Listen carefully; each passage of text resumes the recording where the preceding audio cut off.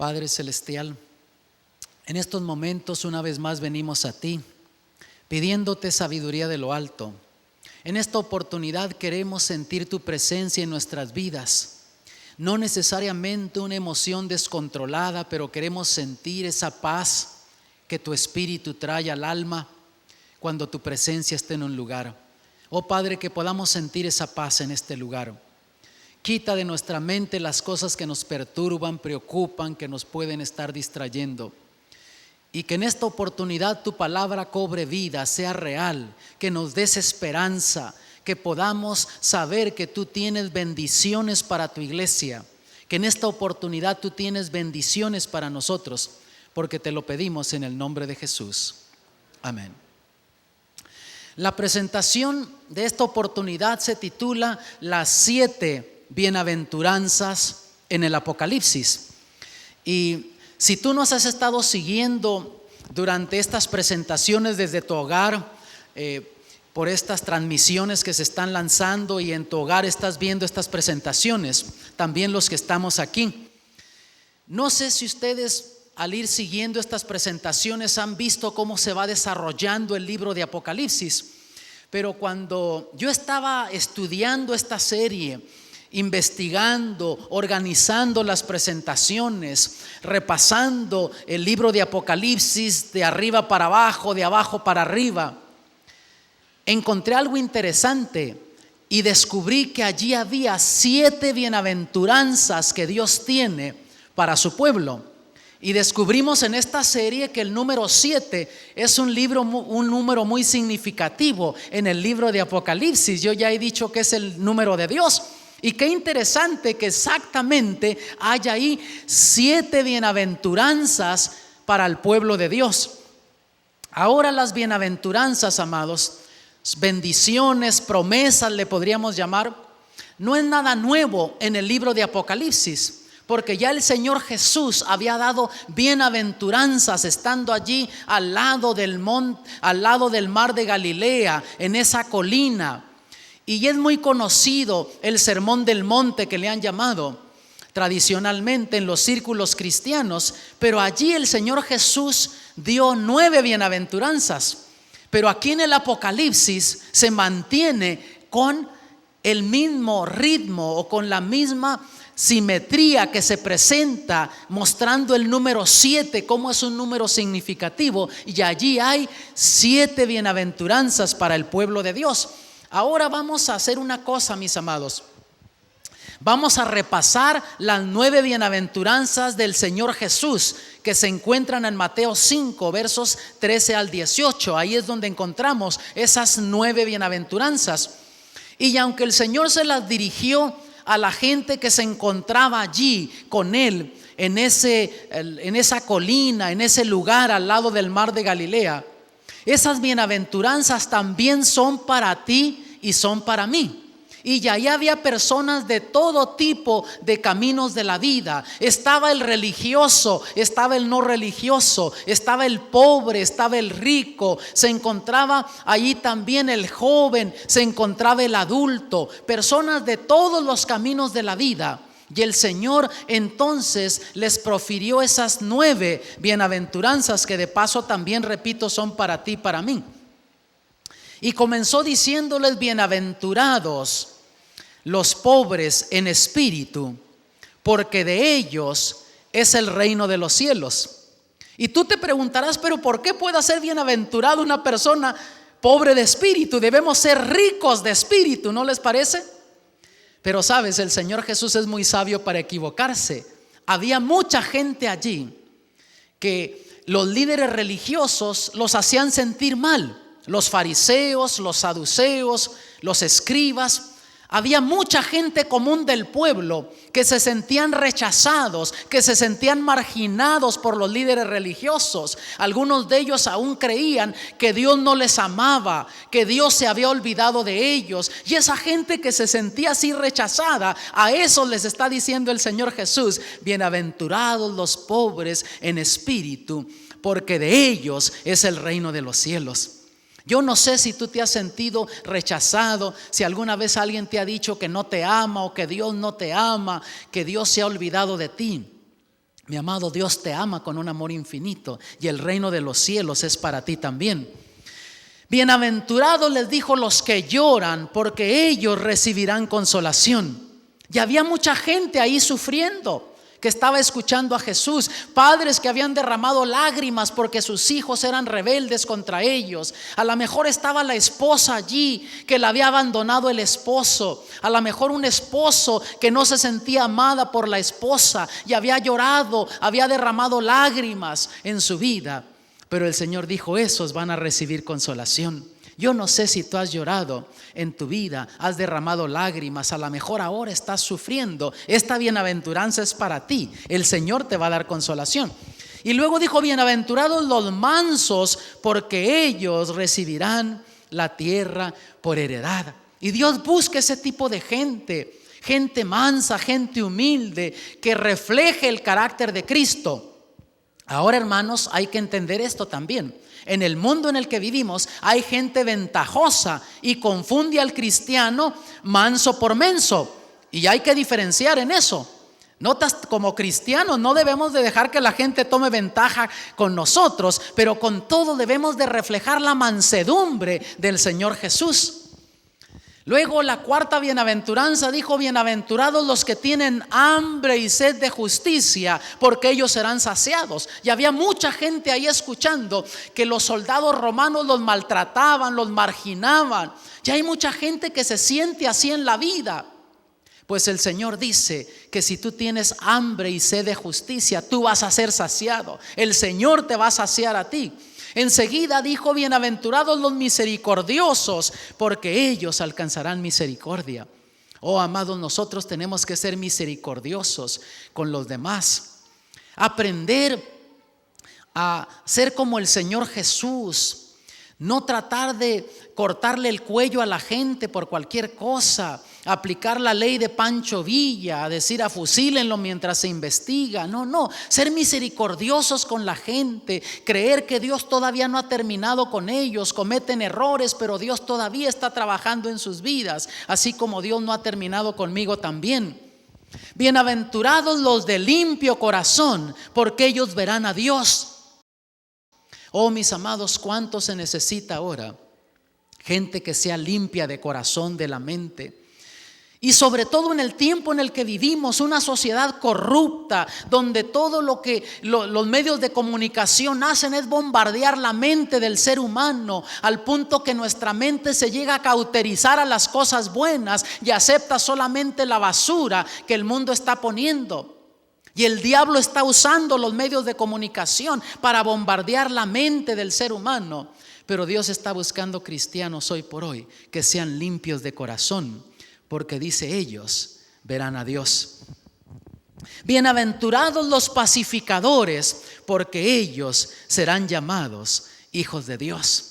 Ese tipo de cristiano que en vez de revolver el avispero en la iglesia, busca la paz. Cuando se suscita una situación en el matrimonio, en el hogar o en la iglesia, hay quienes están listos para echarle gasolina al fuego, en vez de tratar de ser pacificadores, tratar de mostrar el carácter de Cristo y tratar de controlar la situación en el ambiente en el que nos encontremos. Ese tipo de cristiano está buscando a Dios y serán llamados, dice, hijos de Dios. Bienaventurados los que padecen persecución por causa de la justicia, porque de ellos es el reino de los cielos. Yo no sé si tú has sido perseguido por el nombre de Cristo, y no necesariamente que te metan en una cárcel, que te azoten. No, estoy hablando de a veces la misma familia lo persigue a uno. De paso te digo, tú que me estás viendo desde tu hogar, yo fui el primer cristiano en mi hogar que comencé a estudiar la Biblia, y yo tenía 16 años de edad, y enseguida decidí entregar mi vida a Cristo, y yo soy el menor de la familia. Y amados, no me fue fácil, mi familia me comenzó a hacer la vida imposible, pero te digo una cosa, ahora ellos me agradecen porque yo no cedí a la presión de ellos. Ahora me dicen, ¿dónde estaríamos nosotros si tú hubieses cedido a la presión que te pusimos? Oh, mi amado, a lo mejor a ti alguien te está persiguiendo en el trabajo.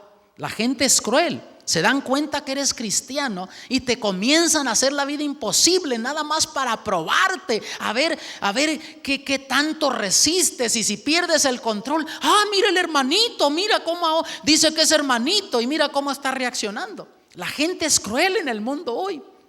Y si te están persiguiendo a ti por causa de la justicia, por causa de Cristo, la promesa es que tuyo es el reino de los cielos, de ti es el reino de los cielos. Y luego dijo el Señor: bienaventurados sois cuando por mi causa os vituperen y os persigan y digan toda clase de mal contra vosotros, mintiendo. Gozaos y alegraos, porque vuestro galardón es grande en los cielos, porque así persiguieron a los profetas que fueron antes de vosotros. Qué hermosas bienaventuranzas, ¿no te parece? 2000 años hace que el Señor dijo eso y todavía tienen validez, todavía tienen poder en las vidas de los seres humanos que viven como Dios manda aquí en estas bienaventuranzas. Pero sabes, hay 7 bienaventuranzas en el Apocalipsis para el pueblo de Dios. Y son bienaventuranzas especiales que Dios tiene para el pueblo de Dios. Y la mayoría de ellos se aplica para el pueblo de Dios que está viviendo al fin del tiempo. El número 7, dijimos, es un número simbólico, un número que se maneja en todo el Apocalipsis. Por ejemplo, se habla de 7 iglesias, 7 espíritus, 7 candeleros, 7 estrellas, 7 lámparas, 7 sellos, 7 cuernos, 7 ojos, 7 ángeles, 7 trompetas, 7 truenos, 7 cabezas, 7 diademas, 7 plagas, 7 copas, 7 montes, 7 reyes. Encuentras tú 17 simbolismos que se identifican con el número 7 en el Apocalipsis, y algunos de ellos se repiten, se identifican, se mencionan más de una vez en el Apocalipsis.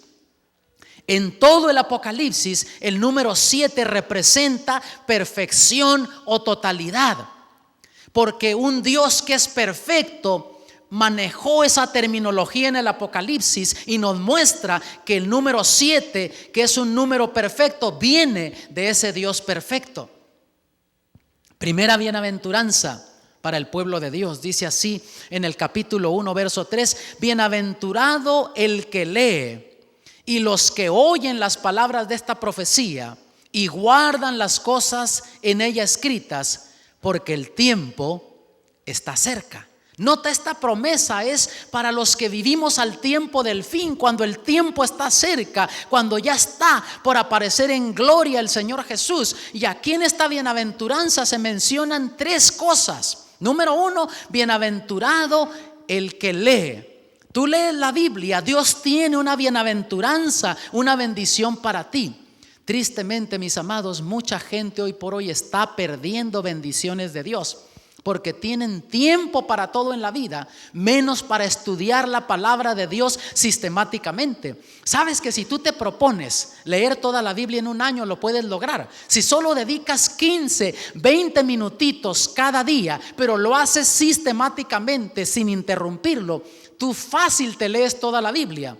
Un año me propuse leerme la Biblia 2 veces en el año. Y en ese entonces también yo estaba leyendo otro tipo de libros. Me leí como 15 libros que hablaban de la Biblia, de familia, y con todo me propuse y me leí la Biblia 2 veces en el año. Se puede hacer, y es increíble el conocimiento que adquieres. Y pareciera como que la Biblia, mis amados, y no pareciera, así lo es una fuente inagotable. Entre más hondo vas al pozo, más está sacando, no se agota. No es como otro libro que lo leíste una vez y ya lo vuelves a leer y no tiene sentido, te aburre. La palabra de Dios es algo especial porque fue inspirada por el Espíritu de Dios, y cada vez que la lees hay bendiciones para ti.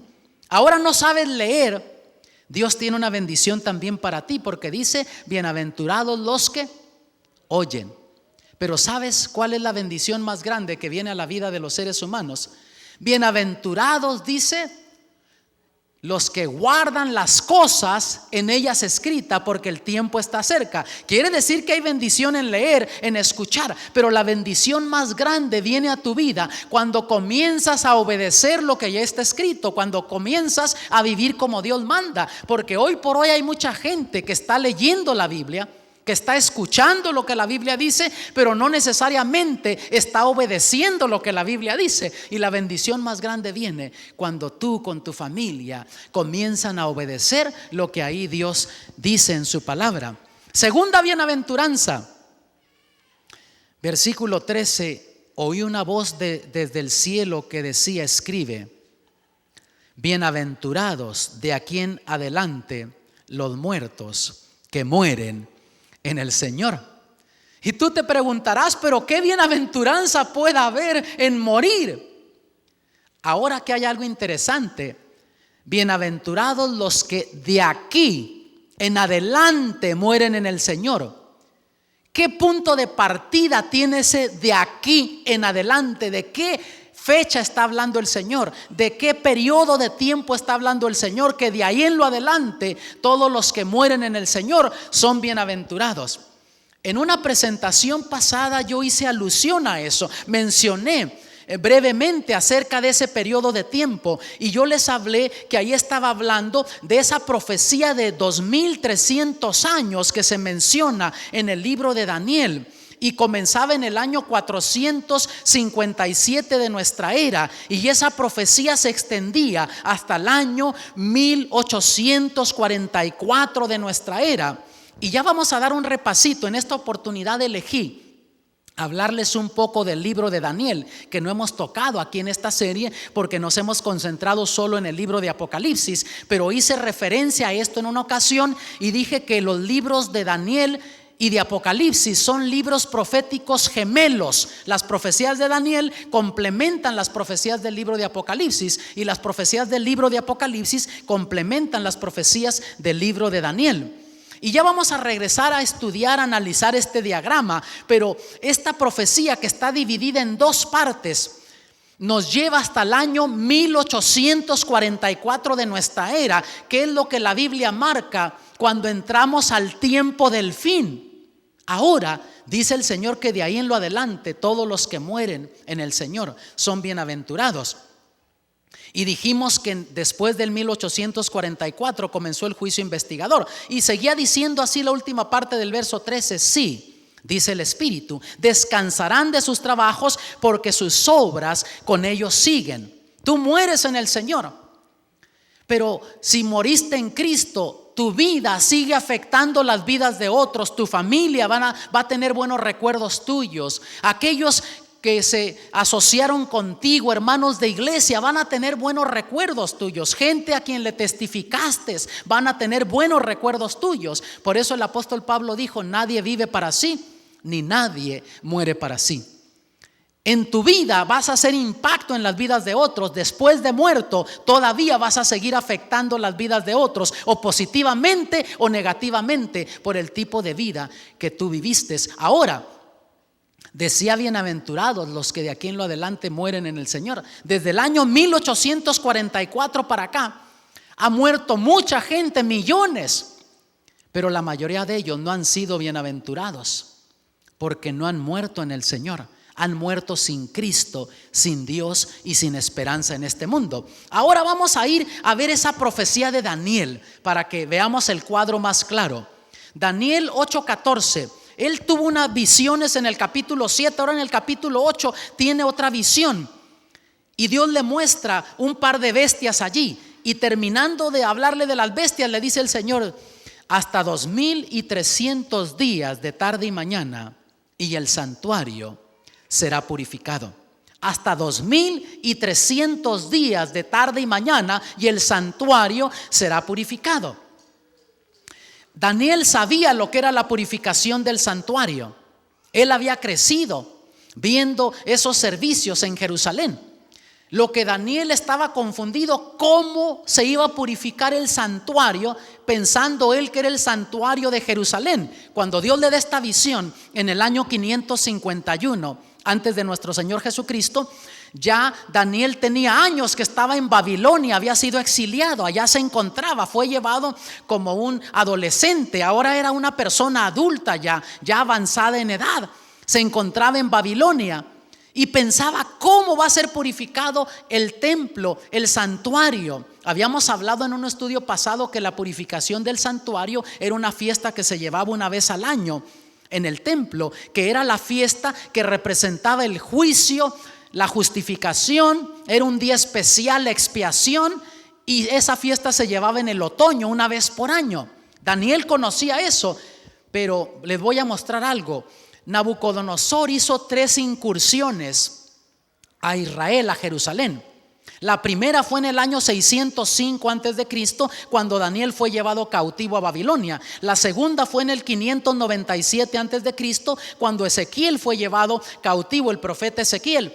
Y la tercera fue en el año 586 antes de Cristo, cuando fue destruido el templo y la muralla y la ciudad, porque había habido un levantamiento del pueblo judío en contra del gobierno de Babilonia. Entonces vemos que destruyó el templo y la ciudad. Y ya cuando Daniel recibe esa visión en el año 551 antes de Cristo, hacía 35 años que se había interrumpido los servicios en el templo, estaba en ruinas el templo, no se llevaban a cabo esos servicios de la purificación del santuario ni otros servicios. Y él se preguntaba cómo va a ser purificado el santuario. Entonces, amados, la purificación del santuario, dijimos, era cuando el sumo sacerdote entraba al segundo compartimento. Había 2 compartimentos: el primero el lugar santo, el segundo el lugar santísimo. Y una vez al año entraba a ese lugar. Y era un día de expiación, un día de juicio para el pueblo de Dios. Ahora en el verso 27, Daniel escucha algo interesante aquí. Noten, se le dice a Daniel en el versículo 27, Daniel dice, cuando termina de ver esas visiones: y yo, Daniel, fui quebrantado y estuve enfermo algunos días, y cuando convalecí hice el negocio del rey, mas estaba espantado acerca de la visión y no había quien le entendiese. ¿Qué era lo que Daniel no había entendido? En un estudio pasado yo les mostré las visiones que Daniel recibió, y él entendió las visiones del capítulo 2, del capítulo 7, la primera parte del capítulo 8 lo entendió él, se le explicó claramente lo que representaban esas bestias. Lo que Daniel no entendió aquí fue la visión que tenía que ver con los 2300 días que se le decía de tarde y mañana, y el santuario sería purificado, porque él pensaba que era el santuario de Jerusalén. Pero mira lo que dice Hebreos 8:5: los cuales sirven a lo que es figura y sombra de las cosas celestiales, como se le advirtió a Moisés cuando iba a erigir el tabernáculo, diciéndole: mira, haz todas las cosas conforme al modelo que se te ha mostrado en el monte. Por lo tanto, el santuario terrenal que Moisés construyó y que posteriormente se construyó en el templo también, era un modelo de lo que Dios le mostró del santuario celestial. Y entonces, en el capítulo 9 de Hebreos, versículo 24, dice: porque no entró Cristo en el santuario hecho de mano, figura del verdadero. Nota, el santuario terrenal era una figura de ese verdadero santuario que está en el cielo, sino en el mismo cielo, para presentarse ahora por nosotros en la presencia de Dios. Por lo tanto, Jesús está allí en ese santuario celestial, y de eso estaba hablando la profecía que se le dio a Daniel. No tenía que ver con el santuario celestial, terrenal, sino con el santuario celestial, cuando Jesús comenzaría el juicio investigador en el santuario celestial. Ahora el verso 24 se le dijo a Daniel: 70 semanas están determinadas sobre tu pueblo. Qué interesante. Esta profecía de los 2300 años estaba dividida en 2 partes. Ahora se le viene en el capítulo 9 a explicarle a Daniel lo que no entendió del capítulo 8, y se le dice: 70 semanas están reservadas, apartadas para tu pueblo, de la visión que él había visto. La llave profética que hemos estudiado en el pasado nos va a ayudar a entender esto. Ezequiel 4:6 dice: día por año, Día por año te lo he dado. Números 14:34, un año por cada día. Por lo tanto, en profecía bíblica, un día, ¿cuánto representa? Un año. Y a Daniel se le había dicho 2300 tardes y mañanas y el santuario será purificado. Era una profecía que tenía que ver con 2300 años. Pero ahora se le dice que 70 semanas están determinadas o apartadas sobre tu pueblo, para el pueblo judío. Y 70 por 7 es 490. Pero como está hablando en profecía bíblica, se le dijo 490 años. Los primeros 490 años de esa profecía de 2300 tenía que ver con el pueblo judío. Y se le sigue explicando después a Daniel. Pero aquí vemos 2300, entonces le quitas 490 que eran para el pueblo judío, la primera parte, y te quedan 1810 años más, la segunda parte de la profecía. Ahora en el verso 25 se le da el punto de partida. Sepas pues y entiendas que desde la salida de la palabra para restaurar y edificar a Jerusalén hasta el Mesías príncipe, habrá 7 semanas y 62 semanas. O sea, había 70 semanas que estaban apartadas para el pueblo judío. Pero se le dice desde que se dé la orden para restaurar Jerusalén. Recuerden que estaba en ruinas, pero llegaría el momento, la profecía decía que se iba a dar la orden que regresaran a edificar Jerusalén. De ahí comenzaba a contar la profecía. Y iba a haber primeramente 7 semanas, que es lo que iba a tomar para que se restaurara la muralla y el templo, y 62 más hasta que viniera el Mesías príncipe, que eso nos daba 69. Ya lo vamos a entender. Tornaráse a edificar la plaza y el muro en tiempos angustiosos. Y históricamente así está comprobado. Cuando el pueblo de Israel regresó a Jerusalén, a Judea, los pueblos que estaban a su alrededor comenzaron a hacerles la guerra. No querían que construyeran la muralla ni Jerusalén. Ezequiel 4:6, repetimos, día por año te lo he dado. Entonces eran 69 semanas, por 7 nos da 483 días, pero como está hablando en profecía bíblica, 483 años. Quiere decir que desde que se diera la orden para restaurar Jerusalén hasta que viniera el Mesías príncipe, iban a pasar 483 años. Del decreto para restaurar Jerusalén al Mesías príncipe, dijimos, habría 69 semanas proféticas o 483 años literales. Ahora, ¿cómo sabemos cuándo comenzó a contar ese tiempo? Porque históricamente está comprobado que hubo 3 decretos.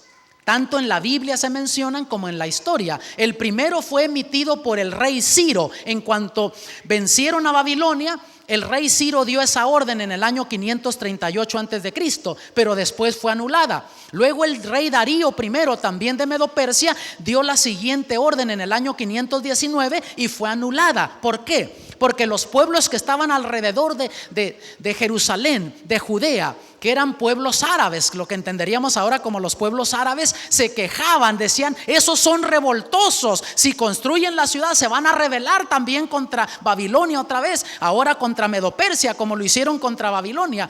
Y estos reyes anulaban esos decretos. Pero entonces el tercero se dio por el rey Artajerjes de Medo-Persia también en el año 457 antes de nuestro Señor Jesucristo. Y este decreto, amados, fue un decreto más sólido, porque no solamente les daba la oportunidad de regresar a Jerusalén, sino que tuvieran cierto tipo de autonomía. Podían aplicar las leyes de Medo-Persia, pero también podían aplicar las leyes de su nación, incluso la pena de muerte.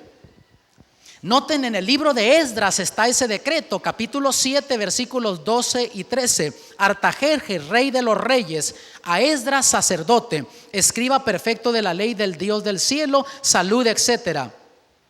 Por mí es dado mandamiento que cualquiera que quisiere en mi reino, del pueblo de Israel y de sus sacerdotes y levitas, ir contigo a Jerusalén, vaya.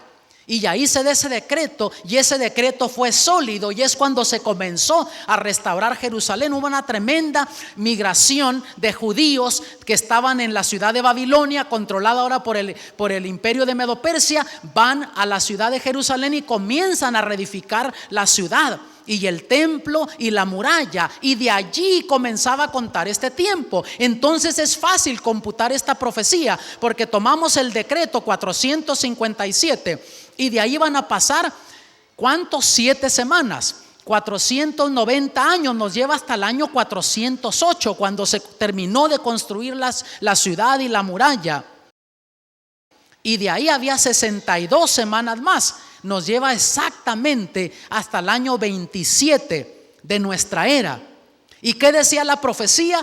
Que en ese momento iba a venir ¿quién? El Mesías príncipe. ¿Quién es el Mesías príncipe? Jesús. ¿Qué pasó en el año 27 de nuestra era? La Biblia enseña que Jesús fue bautizado y justo al tiempo profetizado.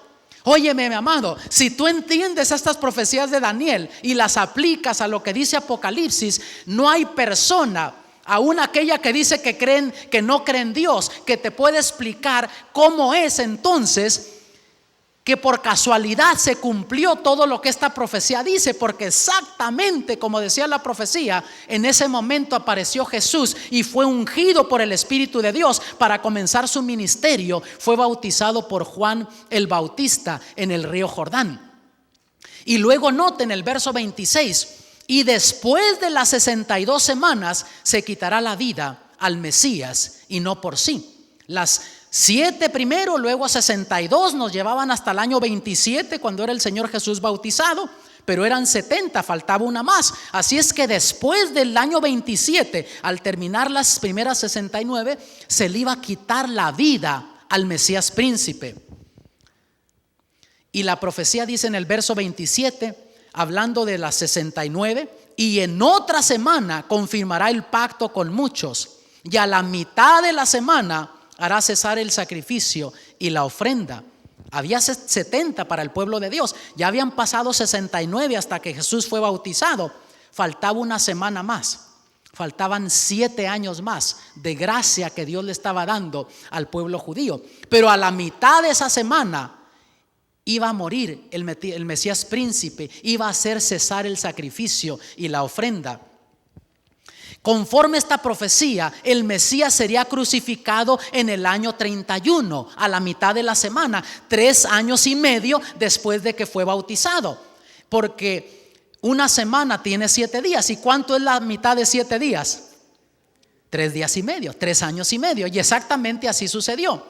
Y aquí vemos la profecía de las 70 semanas de Jesús el Mesías. El decreto se da en el año 457. Jesús es bautizado en el año 27 de nuestra era. Y 3 años y medio después Jesús muere en la cruz del Calvario. Y 3 años y medio más nos lleva hasta el año 34, cuando el evangelio entonces pasó a los gentiles. Sabes que hasta el año 34 los discípulos estaban predicándole solamente al pueblo judío, no le predicaban a los gentiles. ¿Qué pasó en el año 34? Apedrean al primer mártir cristiano, a Esteban. Después los líderes judíos rechazan el evangelio. Le dicen a los apóstoles que ellos no querían saber nada con ese Jesús, ni nos echen la sangre de él encima de nosotros. Rechazan el evangelio. Y entonces los apóstoles comienzan a llevarle el evangelio a los gentiles, comienzan a predicarle a los otros pueblos la esperanza de salvación. Ahora, esa era la primera parte, pero después había todavía, después de las 70 semanas, venía la segunda mitad de la profecía. Y hasta el año 34 nos llevaban la primera parte.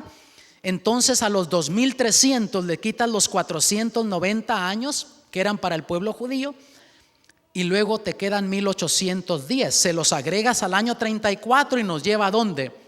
Hasta el año 1844 de nuestra era, cuando conforme la profecía se iba a purificar el templo, el santuario, la purificación del santuario, el santuario celestial, donde Jesús comenzaría su obra sacerdotal en favor de su pueblo en el lugar santísimo, en el santuario celestial, cuando comenzó el juicio investigador en el cielo. Hay gente que piensa que el juicio comienza cuando Jesús aparece en gloria. Ya descubrimos en un estudio pasado que cuando Cristo viene en gloria, el destino eterno de cada quien ya está decidido. Ahora se está decidiendo nuestro destino eterno. En el 1844 comenzó. Quiere decir que desde el 1844 hemos estado viviendo en lo que la Biblia llama la hora del juicio de Dios. Pero cuando termine esa fase del juicio, tiene 3 fases. Juicio investigador es el primero, termina eso y se pronuncian estas palabras en el cielo. Apocalipsis 22:11: el que es injusto, sea injusto todavía. El que es sucio, ensúciese todavía. Y el que es justo, sea todavía justificado. Y el santo, sea santificado todavía. O sea, termine el juicio investigador, no sabemos cuándo. Sabemos que comenzó en el año 1844 y de ahí para acá hemos estado viviendo en la hora del juicio de Dios, en el tiempo del fin, en los últimos momentos de la historia de este mundo. Cuándo termine ese juicio investigador no lo sabemos, la Biblia no lo dice. Pero cuando termine y Jesús termina esa obra ahí y pronuncia esas palabras en el santuario celestial, lo siguiente es Jesús viniendo en gloria por su iglesia. Dice: hecho es, y viene en gloria por su iglesia. Entonces, amados, vemos de nuevo que el año 1844 marcaba el principio del fin, cuando entramos al tiempo del fin, cuando comenzó el juicio investigador. Pero una vez que eso termine, es cuando viene la eternidad, o lo que Jesús le llamó también el fin del mundo. Y conforme las profecías bíblicas, amados, Jesús dijo que aprendiéramos de la higuera. Cuando viéramos que ya está dando sus brotos, es que ya el verano se acerca. Dijo: cuando vean todas estas cosas cumplirse, sepan que está a las puertas mi venida. Y conforme las profecías bíblicas, amados, ya no hay fecha que indica cuándo viene Cristo. Eso no hay. Pero las señales nos muestran que Cristo pronto viene en gloria. Y de eso está hablando aquí cuando dice el verso 13: oí una voz desde el cielo que me decía: escribe, bienaventurados de aquí en adelante los muertos que mueren en el Señor. Está hablando de ese punto de partida. Todo el que ha muerto después del año 1844 para acá tiene esa bienaventuranza. Bienaventurados los que de aquí en adelante mueren en el Señor. ¿Por qué razón? Porque ya no sigue sufriendo, no sigue luchando en contra del pecado. Mira lo que dice Eclesiastés 3:11: todo lo hizo hermoso en su tiempo y ya ha puesto eternidad en el corazón de ellos. Yo te digo, amado, por más que creemos en esa segunda bienaventuranza, nosotros preferimos mejor ver al Señor venir en gloria estando nosotros en vida y no tener que morir. ¿Por qué razón? Porque Dios no nos hizo para morir, puso eternidad en nuestro corazón. El pecado trajo la muerte, pero Dios nos creó para vivir eternamente. Y aunque hemos sido afectados por el pecado, nos resistimos a la muerte, porque en el alma, en el fondo, está el deseo de vivir eternamente, porque Dios puso la eternidad ahí en nuestro corazón. Pero mira, dice Dios en el Salmo 116, versículo 15: estimada es en los ojos de Jehová la muerte de sus santos. ¿Por qué razón? ¿Y por qué también es bienaventurado el que de aquí en lo adelante muere en el Señor? Oh, mi amado, porque Dios dice: este hijo mío ya está descansando en el sueño de la muerte. Este no tiene que luchar en contra de las tentaciones, en contra del diablo. Este está seguro, ya está sellado para la eternidad. Tú y yo medimos la eternidad o la felicidad en días, semanas, meses y años. Dios no, Dios mide nuestra felicidad por la eternidad. Y Él dice: este hijo mío ya está sellado, no tiene que seguir sufriendo. Mueres en Cristo, lo siguiente que vas a ver es a Jesús venir en gloria. Por eso eres bienaventurado. ¿Cuántos de los que están aquí están contentos? A ver, levanten sus manos. Porque se van a morir. ¿Pero por qué bajan la mano? Eres bienaventurado, no dice ahí: bienaventurados los que de aquí en lo adelante mueren en el Señor. Ya comprobé. Notan que Dios puso eternidad en tu corazón. No te quieres morir, aunque te gustaría esta promesa del Señor, no quieres morirte. Pero sabes, va a ser una realidad. Todos aquellos que murieron en Cristo son bienaventurados porque están sellados para la eternidad y ya hay una mañana de la resurrección. Tercera bienaventuranza, versículo 15 del capítulo 16: he aquí, yo vengo como ladrón. Y no que viene en secreto. Ya hablamos cuando mencionamos de las 7 plagas. Va a ser una venida como algo que nunca hemos visto, un temblor como nunca antes se ha visto. La tierra se va a convulsionar, pero viene como ladrón, en el sentido que va a sorprender a muchos, aún a muchos que se llaman cristianos, que no están preparándose espiritualmente, que están persiguiendo otras cosas en la vida. Los va a sorprender la venida de Cristo ese día. Bienaventurado, ¿quién? El que vela y guarda sus ropas para que no ande desnudo y vean su vergüenza. Oh, es bienaventurado aquel que vela, aquel que está cuidando constantemente su vida espiritual, aquel que está preparándose, estudiando, orando, manteniendo la comunión con el Señor. Y así esas ropas blancas, la justicia que Cristo te ha dado, que no se vaya a manchar, que no se dañe esa justicia, que no te veas desnudo espiritualmente, sino que estés cubierto con el manto de justicia de Cristo. Cuarta bienaventuranza, mira, el verso 9 del capítulo 19. Y el ángel me dijo, escribe: bienaventurados los que son llamados a la cena de las bodas del Cordero. Y me dijo, estas son palabras verdaderas de Dios. Oh, todo el que está escuchando ese llamado ahora, esa invitación, es bienaventurado, porque Dios te está invitando a que seas parte de las bodas, de esa cena especial que Dios está preparando en el cielo. Ese día cuando venga por su iglesia y vayamos al cielo, el Señor va a tener un tremendo banquete para celebrar la redención, lo que Jesús hizo por nosotros. Y yo te digo, mi amado, eres bienaventurado tú. Has respondido a ese llamado de Dios. Él te está invitando a las bodas. Hay una parábola en la Biblia, Jesús dijo, donde mandó y la gente no quería, rechazó. Los judíos rechazaron la invitación. Pues dijo el Señor, vayan y inviten. Y todavía había gente que rechazaba. Y al último dijo, pues busquen al manco, al pierniquebrado, al que encuentren, y tráiganlos para que se llene mi casa, para que haya fiesta. Quiere decir, mi amado, que ahora tú puedes venir al Señor con una vida destrozada, maltratada por el pecado, destruida tu vida, y el Señor te está llamando igual así para que vengas, y te quiere vestir de ese manto de justicia y te quiere preparar para esas bodas del Cordero. ¿No te parece maravilloso? Hermosa bienaventuranza. Quinta bienaventuranza dice así, versículo 6: bienaventurado y santo el que tiene parte ¿en qué? En la primera resurrección. La segunda muerte no tiene potestad sobre estos, sino que serán sacerdotes de Dios y de Cristo y reinarán con él 1000 años.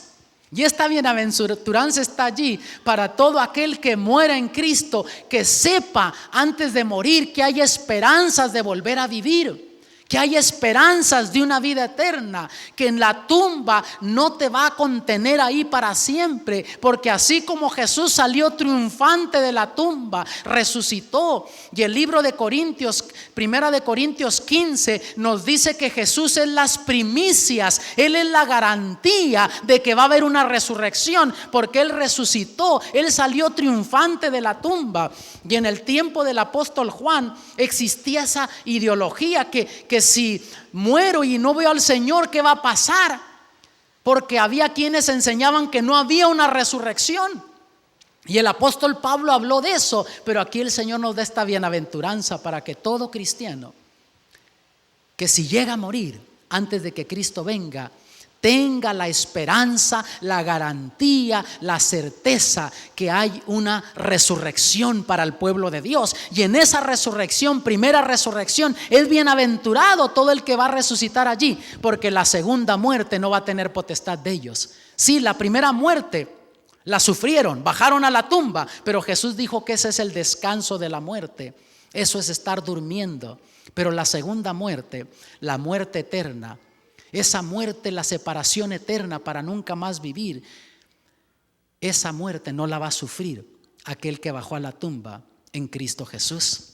Hermosa bienaventuranza, ¿no te parece? Sexta bienaventuranza dice así, mira, verso 7 del capítulo 22: he aquí, vengo pronto. Bienaventurado el que guarda las palabras de la profecía de este libro. Ahí tienes otra bienaventuranza para ti también, esta sexta bienaventuranza. Él viene pronto, y ya dijimos en un estudio pasado que pronto para ti puede ser mañana, puede ser de aquí a un mes, un año, no sé. Ojalá Cristo viniera pronto, la semana que viene. Pero si Cristo por alguna razón, en su sabiduría, Él prolongara su venida 20, 30 años más, 100 años más, para muchos de nosotros Cristo puede venir pronto, mañana, pasado, el mes que viene. ¿Por qué razón? El momento que tú mueres, ahí queda sellado para siempre tu destino. Las decisiones que tomaste en vida deciden tu destino eterno. Y yo te digo, si nosotros supiésemos que teníamos un mes para vivir, ¿qué decisiones tomaríamos ahora nosotros? Yo recuerdo un caso de una jovencita, estando nosotros en California, una campaña evangelística a fines de diciembre. Se acercaba ya Navidad, estábamos cerrando esa campaña. Y una familia que estaba viniendo, la madre con 4 hijitas de 12 hasta 20 años y un niñito pequeño, les dijo: hijas, vamos a entregarnos a Cristo, hay bautismos el sábado que viene. Y estuvieron de acuerdo, pero la de 18 años dijo: mamá, yo me voy a esperar 2 semanas hasta después del año nuevo. ¿Pero por qué, hija?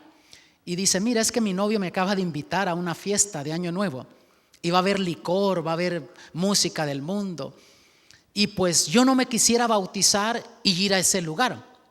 ¿Y cómo trabaja el diablo, no?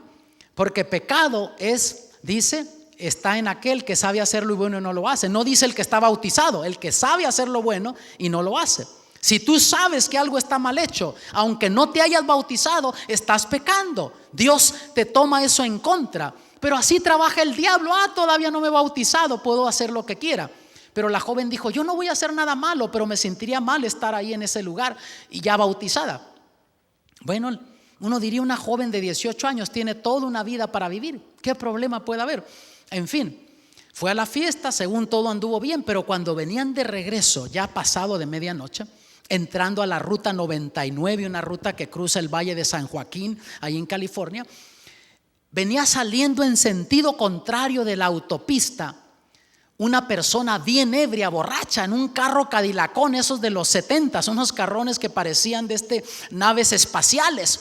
Y estos jóvenes venían en un carrito Volkswagen, esos Beetlebugs, esos escarabajos, esos carritos que hasta los sacaron de circulación o producción en este país porque eran inseguros. Pues en fin, chocaron de frente. Ellos iban acelerando, entrando en esa entrada circular a la autopista. Cuando sale esta persona, no se supo cómo, en sentido contrario al impacto murió la joven. El joven quedó todo desbaratado. 3 meses pasó en el hospital en estado de coma. A los 3 meses reaccionó el joven y comenzó a preguntar por su novia. Pensó que apenas le acababa de suceder el accidente. Y la madre de la muchacha vino a visitarlo al hospital y le contó que hacía 3 meses que la habían sepultado. Y le contó la situación, la experiencia de ella. Este joven, que no se había interesado en cosas espirituales, comenzó a ir a la iglesia, le pidió que estuvieran con él en el hospital, y en cuanto se repuso, lo primero que hizo, pedir que lo bautizaran, fue a la iglesia. Pero mira, yo te pregunto, si esta joven hubiese sabido que le quedaban solamente 2 semanas para vivir cuando tomó aquella decisión de no bautizarse, ¿crees tú que hubiese tomado esa decisión de decir: primero voy a ir a la fiesta con mi novio? Y de paso te digo, mi amado, gracias a Dios que a mí no me toca decidir quién se salva y quién se pierde. Eso le corresponde a Dios. ¿Notas? Pero una cosa te digo, yo me sentiría más a gusto si yo hubiese sido haberme entregado a Cristo cuando el Espíritu me llamó, que esperar después, cuando yo pensara que era el momento apropiado, porque para muchos no va a llegar ese momento. Entonces, para ellos, para esa joven, en ese momento vino Cristo. He aquí vengo pronto, bienaventurado el que guarda las palabras de la profecía de este libro. Si tú tuvieras un mes para vivir, ¿qué decisiones tomarías en tu vida? ¿Qué prioridades tendrías en tu vida? ¿A qué le darías el primer lugar en tu vida? Bienaventurado el que guarda las palabras de la profecía de este libro.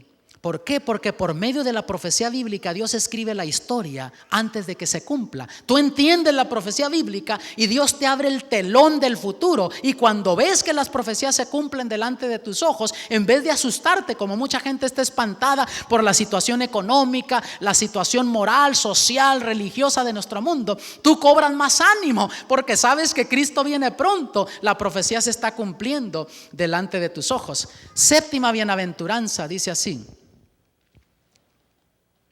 bienaventurados los que lavan sus ropas. Apocalipsis 22:14.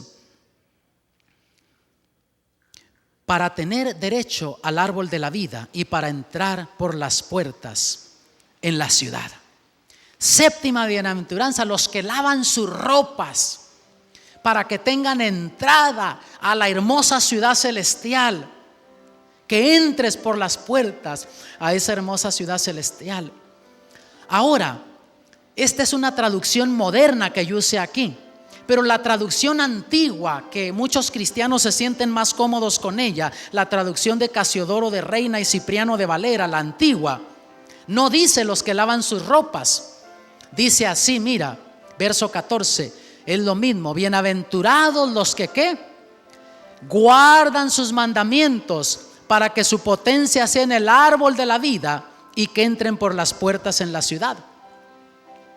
Hay contradicción en esto, que en una traducción le hayan puesto lavan sus ropas, traducción más moderna. La traducción antigua dice guardan sus mandamientos para que tengan acceso, que coman del fruto del árbol de la vida, que entren por las puertas en la ciudad celestial. Si yo uso esta traducción, habrá cristianos que me dicen: este es un legalista, quiere llegar al cielo por guardar los mandamientos. Pero sabes que no hay contradicción. Si yo uso esta traducción que dice bienaventurados los que lavan sus ropas, y lavar las ropas es ir a los pies de la cruz, aceptar a Jesús, que la sangre de Cristo me limpie de todo pecado, y yo dar testimonio público por medio del bautismo que acepto a Cristo Jesús. Pero que guarde los mandamientos. No hay conflicto. ¿Por qué razón? Porque Jesús dijo en Juan 14:15: si me amáis, guardad mis mandamientos. No hay contradicción. Si yo he lavado mis ropas en la sangre del Cordero y he sido bautizado, acepté a Jesús como Salvador personal y amo a Jesús, amo lo que hizo por mí en la cruz, de aquí en lo adelante yo me voy a complacer en guardar sus mandamientos. Entonces, si tú usas la traducción antigua que dice guardan sus mandamientos, no hay conflicto con esto, porque tú vas a guardar los mandamientos porque amas a Jesús. Si lo haces por legalismo, no vas a entrar al reino de los cielos por guardar los mandamientos. Pero si guardas los mandamientos porque has lavado tus ropas en la sangre del Cordero y has aceptado a Jesús, y porque amas a Jesús ahora guardas los mandamientos, entonces no hay contradicción, hay consistencia. Oh, mi amado, gracias a Dios por Jesús, que murió por ti y por mí en la cruz del Calvario. Es la única esperanza que nosotros tenemos, y ahora Él nos ha dado estas 7 bienaventuranzas, y Él quiere que nosotros lavemos nuestras ropas en la sangre del Cordero, que vayamos a Él, que aceptemos su justicia, que aceptemos a Jesús como Salvador personal. Ahí están esas 7 bienaventuranzas para ti. Son para ti también, mi amigo, mi hermano, que me estás viendo desde tu hogar. ¿Qué vas a hacer tú? ¿Qué decisiones vas a tomar en tu vida? Yo no puedo decidir eso por ti. Dios no lo va a decidir. Dios te está invitando. Tú solamente puedes decidirlo. Tú puedes decir: Señor, yo quiero esas bienaventuranzas para mí. Yo quiero leer la Biblia. Yo quiero estudiarla. Yo quiero conocerte más. Señor, yo te quiero dar mi vida. Yo quiero servirte. Amo lo que hiciste por mí en la cruz del Calvario. Y por eso yo quiero guardar tus mandamientos. Te quiero servir. Oh, mi amado, yo voy a orar por ti en este momento. Y quiero orar no necesariamente solo por aquellos que se quieran bautizar, pero quiero hacer una invitación general a ti que estás en tu casa. Te quiero invitar también a que elijas estudiar la palabra de Dios como nunca antes. Estudia el Apocalipsis, pero no solamente la leas y la escuches, guarda lo que ahí está escrito, porque ahí es donde viene la mayor bendición a tu vida. Y al hacer eso, Dios te va a dar todas las promesas que están en el libro de Apocalipsis. Tú, mi amado, quieres reconsagrar tu vida al Señor. Quiero invitar en general a toda la iglesia.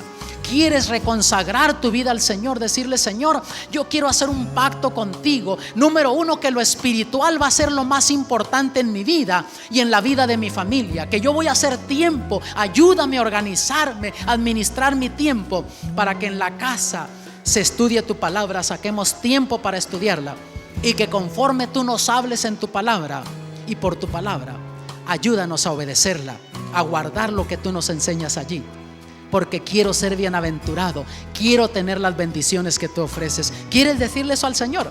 Acércate al frente, quiero orar por ti, por aquellos que quieran consagrar sus hogares, sus vidas al Señor, sus familias. Quieres que Dios bendiga tu familia, que Dios salve tu familia. Este llamado es para toda la iglesia, así es que el que quiera hacer ese compromiso con el Señor, acérquese y vamos a llenar todo el frente aquí. Y si no hay campo, suben a la plataforma, no importa, pero queremos aprovechar esta oportunidad.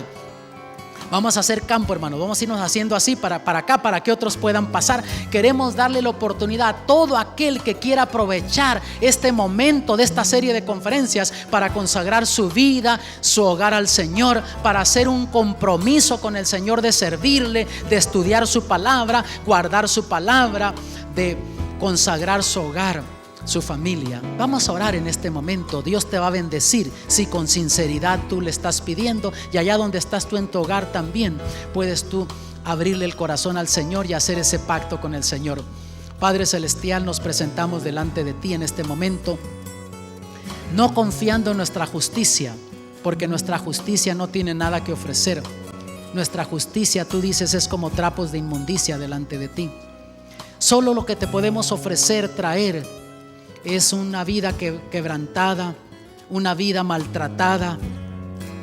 Pero Padre, gracias porque tú te complaces en hacer cosas maravillosas de aquellos que vienen a ti, aún con vidas destrozadas. Oh Padre, queremos comprometernos contigo. Aquí están nuestros hermanos, sus hogares. Bendícenos, ayúdanos a darle prioridad al estudio de tu palabra. Que eso sea lo más importante, la preparación espiritual de nuestra familia y de nosotros. Y Padre, que esas bienaventuranzas y las promesas del Apocalipsis las hagamos nuestras, porque te lo pedimos en el nombre de Jesús. Amén.